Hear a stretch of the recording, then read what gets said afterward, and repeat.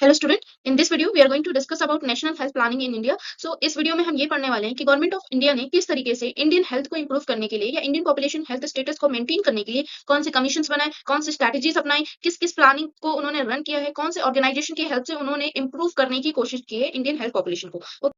National health planning in India, national health planning in India नाम से पता चला हेल्थ प्लानिंग, ऐसी हेल्थ प्लानिंग जो नेशनल लेवल पे हो रही है उसको हम national health planning in India बोलेंगे। यानी ऐसी प्लानिंग, ऐसी स्ट्रैटेजीज या स्टेप जो नेशन के हेल्थ को इंप्रूव करने के लिए की जाती है उसे हम नेशनल हेल्थ प्लानिंग के अंदर कंसीडर करते हैं। ओके, ये जो नेशनल हेल्थ प्लानिंग है बहुत ही एसेंशियल होती है to for improving the health of Indian population के हेल्थ के इंप्रूवमेंट के लिए बहुत ही इंपॉर्टेंट होती है। नेशन के आप ऑल ओवर कह सकते हो, नेशन के हेल्थ की इंप्रूवमेंट के लिए, डेवलपमेंट के लिए, प्रमोशन के लिए बहुत ज्यादा इंपॉर्टेंट होता है। ठीक है, क्योंकि हमने देखा कि हेल्थ प्लानिंग इन इंडिया हम पढ़ रहे हैं, यानी नेशनल लेवल पे हम हेल्थ की प्लानिंग पढ़ रहे हैं, इसलिए जो भी स्ट्रेटेजीज या मेजर्स हम लेंगे वो नेशन की हेल्थ यानी इंडियन पॉपुलेशन पे इम्पैक्ट आएगा उसका। ठीक है, जो हेल्थ नीड्स होती हैं इंडियन पॉपुलेशन की वो किसके द्वारा प्रमोटेड या रन की जाती है, यानी जो भी हेल्थ नीड्स किसी भी इंडियन पॉपुलेशन में हो रही है, किसी पर्टिकुलर पॉपुलेशन में हो रही है, उसको किस तरीके से हम प्रमोट करते हैं या उनकी नीड को आइडेंटिफाई करते हैं या कोर्स ऑफ एक्शन हम डिसाइड करते हैं, वो किस ऑर्गेनाइजेशन के थ्रू डिसाइड करते हैं? Ministry of health and family welfare. ये एक ऐसी ऑर्गेनाइजेशन है जो हेल्थ नीड्स जो है इंडियन पॉपुलेशन की उसको आइडेंटिफाई करने का काम करती है, एक कोर्स ऑफ एक्शन को सेट करने का काम करती है, राइट।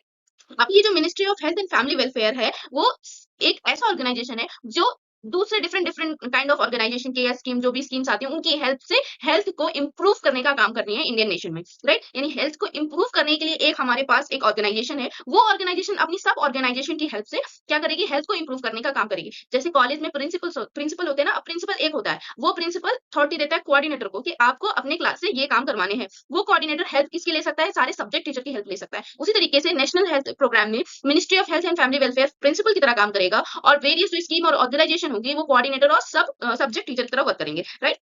आई होप आपको यहाँ तक क्लियर होगा।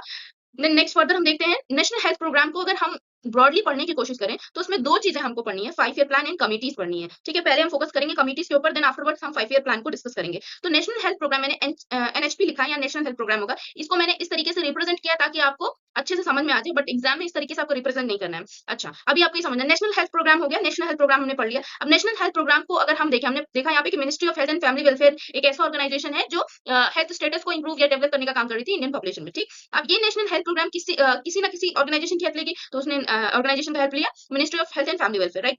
अब इसमें क्या हुआ, ये इतनी बड़ी ऑर्गेनाइजेशन अकेले पूरे नेशन को कवर अप नहीं कर सकती, इसलिए इसमें कुछ स्टेप्स और वेरियस ऑर्गेनाइजेशन बनाए गए। ठीक है, जिसमें 5 ईयर प्लान लिया गया और कमिटीज का फॉर्मेशन किया गया, कमिटीज कमीशन का फॉर्मेशन किया गया। ठीक है, 5 ईयर प्लान भी हमारे हेल्थ स्टेटस को इंप्रूव करने के लिए है, जबकि कमिटीज भी हमारे हेल्थ स्टेटस को इंप्रूव करने के लिए है, राइट। 5 ईयर प्लान में एक गोल दे दिया जाता है, एक गोल रहता है कि 5 साल के अंदर हमको इस चीज को अचीव करना है। यानी 5 साल के, सपोज आप जब 5 ईयर प्लान पढ़ोगे तो उसमें देखेंगे कि टीबी को 2025 तक हमें इरेडिकेट करना है, पूरे भारत से हटा देना है उसको। तो वो एक गोल सेट किया गया था एक 5 ईयर प्लान में, जो अभी तक रहने, क्योंकि 2024 चल रहा है, 25 तक फिर उसका इवैल्यूएशन होगा कि उस गोल को हमने अचीव किया है या नहीं किया है। ठीक है, डॉट्स ट्रीटमेंट के बारे में बताया गया, टीबी के बारे में, स्क्रीनिंग टेस्ट, सिर्फ टीबी नहीं है और सारी भी डिजीज हैं जो 5 ईयर प्लान के तहत आई हैं, जिनको इरेडिकेट करना या उनसे प्रिवेंशन करना, इन सारी चीजों के बारे में बताया गया। यानी यहाँ पे एक गोल सेट कर दिया जाता है एक पर्टिकुलर ईयर के लिए कि हमें ये चीजें अचीव करनी है। जबकि कमिटीज या कमीशन की बात करें तो ये कमिटीज एक पर्टिकुलर वर्क के लिए रिस्पॉन्सिबल होती है।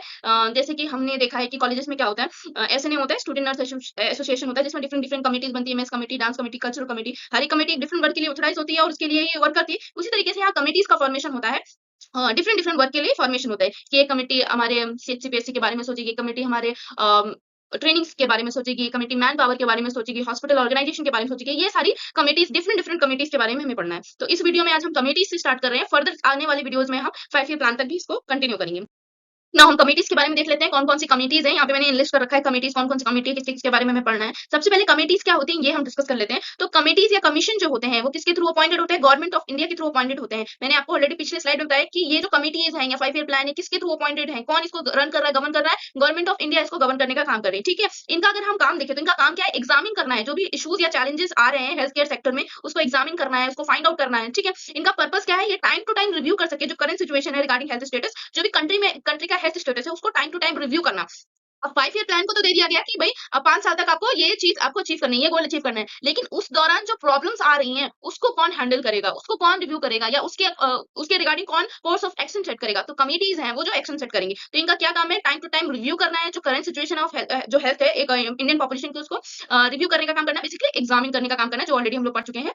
और एग्जामिन करने के साथ-साथ ही इनको क्या करना है? कोर्स ऑफ एक्शन भी सेट करना है। कोर्स ऑफ एक्शन का मतलब है कि जो प्रॉब्लम अराइज़ हो रही है, उसके रिगार्डिंग एक सॉल्यूशन भी प्रोवाइड करना है। राइट कि जैसे इस कमिटी ने फाइंड आउट किया, कोई भी हम कमिटी ले लेते हैं फॉर एग्जांपल, सबका तो वर्क अलग-अलग है, बट मैं आपको एक एज़ एन एग्जांपल समझा रही हूँ कि एक पर्टिकुलर कमिटी है, उन्होंने ये फाइंड आउट किया कि किसी ज्योग्राफिकल एरिया में डेंगू बहुत ज़्यादा हो रहा है। तो अब उन्होंने क्या किया, ये फाइंड आउट किया, इन्होंने एग्जामिन किया क्या प्रॉब्लम्स आ रहे हैं, इस पर्टिकुलर एरिया से बहुत सारे डेंगू के पेशेंट्स आ रहे हैं। तो इन्होंने फाइंड आउट किया तो इनको ये पता चला कि डेंगू किस वजह से आ रहा है, प्रॉपर सैनिटाइजेशन नहीं है, वाटर ड्रेनेज नहीं है प्रॉपर। तो अब ये क्या करेंगे, कोर्स ऑफ एक्शन सेट करेंगे कि क्या-क्या मेजर्स आपको लेने हैं, जिसकी वजह से ये डेंगू का जो इंसिडेंस है वो कम हो जाए, है ना? तो कोर्स ऑफ एक्शन भी यही सेट करेंगे ताकि एक बेस्ट हेल्थ केयर जो है पीपल को मिल सके, राइट? तो कमिटीज का वर्क क्या है? कमिटीज का वर्क बेसिकली क्या है? एग्जामिन करना, टाइम टू टाइम रिव्यू करना जो हेल्थ स्टेटस है कंट्री की, और साथ में ही एक आप कह सकते हैं कोर्स ऑफ एक्शन को भी सेट करना है कि क्या सॉल्यूशन होना चाहिए पर्टिकुलर प्रॉब्लम जो अराइज हो रही है कमिटी के अंदर, कम्युनिटी के अंदर, सॉरी। ओके, अब हम पढ़ेंगे कौन कौन सी कमिटी है। ठीक, इन सारी कम्युनिटी के बारे में हमें पढ़ना है, जिसमें से सबसे इंपॉर्टेंट भोर कमेटी है, मुदालियन है, मुखर्जी है। वैसे तो सारी important examination point of view से, लेकिन भोर कमेटी बहुत ज्यादा ही इंपॉर्टेंट है, तो इसे अच्छे से आपको पढ़ना है, ठीक है? तो सबसे पहले इस वीडियो में आज हम भोर कमेटी के बारे में पढ़ेंगे। नेक्स्ट फर्दर वीडियोज में हम different different committee then 5 year plan के टुवर्ड्स हम लोग प्रोसीड करेंगे।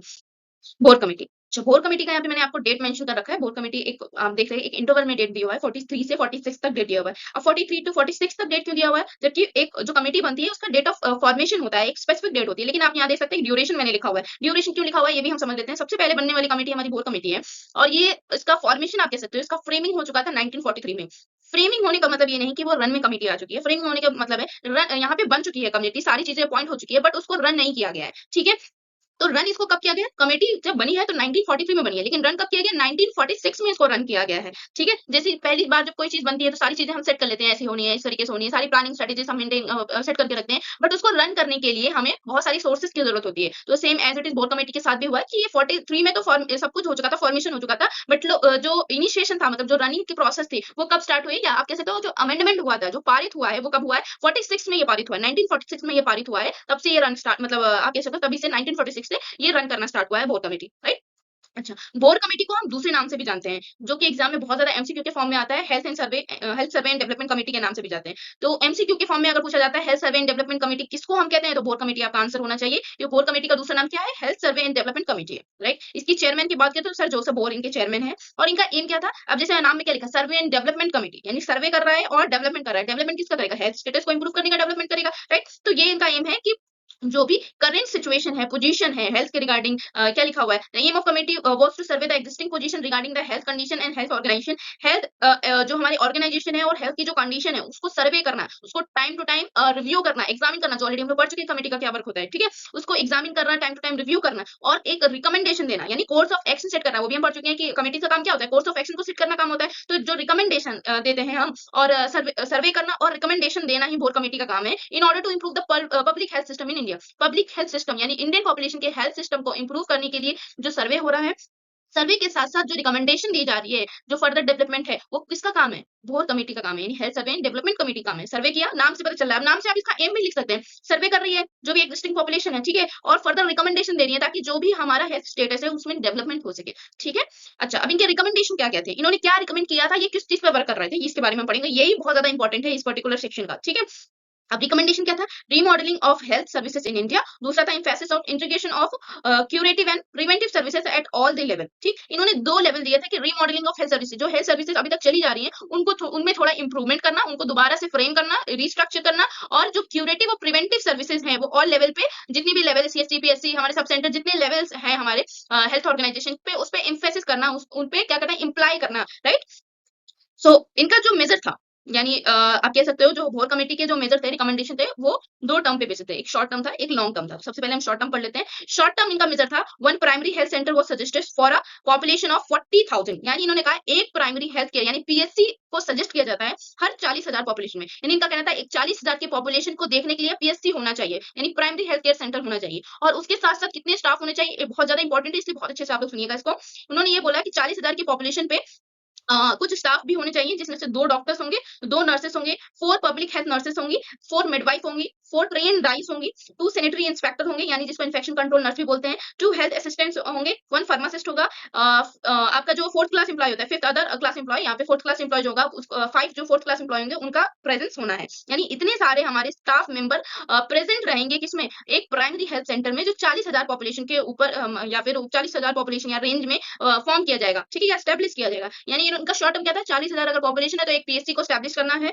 जिसमें से 2 nurse 2 doctor, 4 public health nurse होगी, 4 मिडवाइफ्स होगी, 4 ट्रेन्ड डाइस होगी, ऐसे जितने भी हमारे मैंने इसमें लिस्ट कर रखे हैं, इतने सारे स्टाफ की जरूरत रहेगी वहां पे, राइट। लॉन्ग टर्म मेजर की बात करें, जो लॉन्ग टर्म मेजर है उसमें क्या है, इसको आल्सो कॉल्ड 3 मिलियन प्लान भी कहा गया है। इसको भी बहुत अच्छे से आप याद करिएगा कि लॉन्ग टर्म मेजर के बोर्ड कमेटी के लॉन्ग टर्म मेजर को 3 मिलियन प्लान कहा गया है, ठीक है। Setting up primary health unit up to 75 bed, यानी पीएचसी को 75 बेड का इन्होंने कहा है कि होना चाहिए, जो 10 से 20,000 पॉपुलेशन पे होगा, ठीक है। देन सेकेंडरी यूनिट यानी सीएचसी को 650 बेडेड हॉस्पिटल कहा गया है, ठीक है। एंड अगेन जो डिस्ट्रिक्ट हॉस्पिटल है वो 2500 बेडेड का बोला गया है। इन्होंने लॉन्ग टर्म के लिए दिया था, इन्होंने ये बोला था कि एक पीएचसी जो होना चाहिए वो किस पे होना चाहिए, 10 से 20,000 पॉपुलेशन पे होना चाहिए। पहले इन्होंने बोला 40,000 पे, फिर बोले 10 से 20,000 पे होना चाहिए। 10 जो हमारा होता है प्लेन एरिया में, सॉरी 10 जो होता है हमारा हिली एरिया में, 20 हमारा जो होता है प्लेन एरिया में, पॉपुलेशन में 75 बेडेड का होना चाहिए, यानी एक पीएचसी 75 बेडेड इनका रिकमेंडेशन था। यानी इन्होंने बोला था कि लॉन्ग टर्म मेजर में कि एक पीएचसी जो प्राइमरी हेल्थ यूनिट है वो 75 बेड का होना चाहिए, जो कि bedded hospital for each 10 to 20,000 population, 10 से 20 पॉपुलेशन पे होना चाहिए, 20,000 प्लेन एरिया में, 10,000 हिल एरिया में, ठीक है। एंड सेकेंडरी यूनिट जिसको हम सीएचसी बोलते हैं, 65 बेडेड हॉस्पिटल होना चाहिए अगर सीएचसी है तो। एंड डिस्ट्रिक्ट हॉस्पिटल जो है 2,500 बेडेड होना चाहिए। The major challenge in the medical education which include 3 month training in prevention and social medicine to prepare social physician. इन्होंने ये भी बोला था कि 3 महीने की एक 3 मंथ की ट्रेनिंग दी जाएगी प्रिवेंशन एंड सोशल मेडिसिन के ऊपर, ताकि जो फिजिशियन है उनको सोशली हम क्या करें, प्रिपेयर कर सकें। जो हमारे एक गांव का एरिया जो होता है वहां पे सारे लोग जितने भी हमारे पास डिग्री होल्डर्स होते हैं, कहाँ से पढ़ के आते हैं, कॉलेज से पढ़ के आते हैं ना, तो एक आप कह सकते हो जो सोसाइटी होती है वहाँ पे वर्क करना ईजी होता है क्योंकि वहाँ पे एजुकेटेड लोग होते हैं। लेकिन कम्युनिटी एरिया में क्या होते हैं, पीपल अनएजुकेटेड होते हैं, तो उनको सोशली प्रिपेयर करना, सोशल फिजिशियन के लिए प्रिपेयर करने के लिए 3 मंथ्स की ट्रेनिंग के लिए भी यहाँ पे रिकमेंडेशन दिया था। किसने, बोर्ड कमेटी ने रिकमेंडेशन दिया था, राइट। तो बोर्ड कमेटी ने एक तो शॉर्ट टर्म दिया था, लॉन्ग टर्म दिया था। शॉर्ट टर्म इन्होंने बताया कि भाई 40,000 पॉपुलेशन होना चाहिए सीएचसी को ओपन करने के लिए, ठीक है। और उन्होंने फिर बोला कि इतने इतने स्टाफ भी रिक्वायर्ड होने चाहिए। फिर इनका जो लॉन्ग टर्म था, उन्होंने कहा कि लॉन्ग टर्म में इन्होंने बेडेड की बात की, अगर एक सीएचसी है तो कितने बेड का होना चाहिए, तो हर 10 से 20,000 पॉपुलेशन में 75 बेड तो होने चाहिए, ठीक है। मिनिमम इन्होंने कहा 75 बेड होने चाहिए, और सेकेंडरी पे 65 बेड होने चाहिए, और डिस्ट्रिक्ट हॉस्पिटल जो होते हैं 250 बेडेड होनी चाहिए, सॉरी 2500 बेडेड होने चाहिए। ये इनका खुद का रिकमेंडेशन था। ये ऐसा इन्होंने ये नहीं कहा था कि ऐसा है, अभी करंट सिचुएशन ऐसी है, ऐसा नहीं है। इन्होंने उस समय रिकमेंडेशन दिया था, जो हमारे 1946 में हमने पढ़ा, उन्होंने इस वक्त रिकमेंडेशन दिया था कि 2,500 बेड एक डिस्ट्रिक्ट हॉस्पिटल में होना अनिवार्य है। और इन्होंने ये भी बताया था कि ट्रेनिंग जरूरी है, जो भी हमारे मेडिकल प्रोफेशनल्स हैं, ताकि वो सोशल फिजिशियन के लिए प्रिपेयर हो सके, मतलब उनको प्रिपेयर कराया जा रहा था बेसिकली सोसाइटी, जो हमारे कम्युनिटीज थे उनके थ्रू, ठीक है। नेक्स्ट हम पढ़ेंगे मुतालिया कमेटी के बारे में, और वो हम नेक्स्ट सेशन में कंटिन्यू करेंगे।